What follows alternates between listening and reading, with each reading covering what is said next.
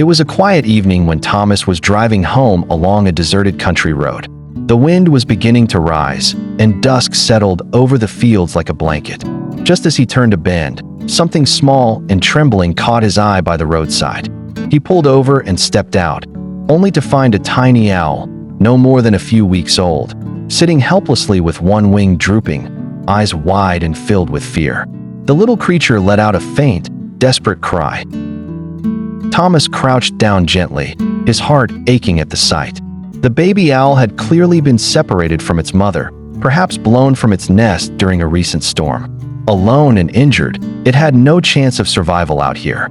Without hesitation, Thomas wrapped the tiny bird in his scarf and took it home.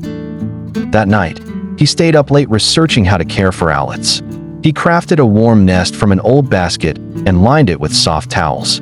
He named the owl Whisper for the barely audible sound it made when frightened. Over the weeks that followed, Thomas fed Whisper a careful diet of soaked dry worms and small bits of chicken. He learned that the owl loved water, not to drink, but to play.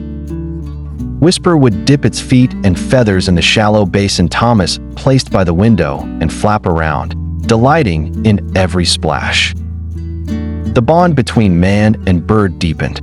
Whisper's wings slowly healed, but he showed no desire to leave. Perhaps he sensed the love and safety of his new home. Thomas built a cozy little wooden house just for him, perched near the kitchen window, so Whisper could look out at the world while still feeling secure.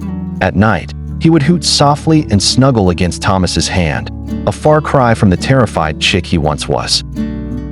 Neighbors soon heard about the man with the owl companion. Children would visit just to catch a glimpse of the bird who now acted more like a cat, following Thomas around the garden, perching on his shoulder, and sometimes stubbornly refusing to leave his side.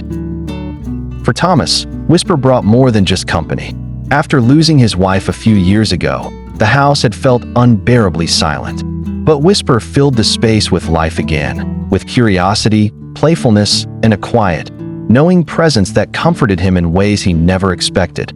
"I didn't rescue him," Thomas once said to a friend. "He rescued me too."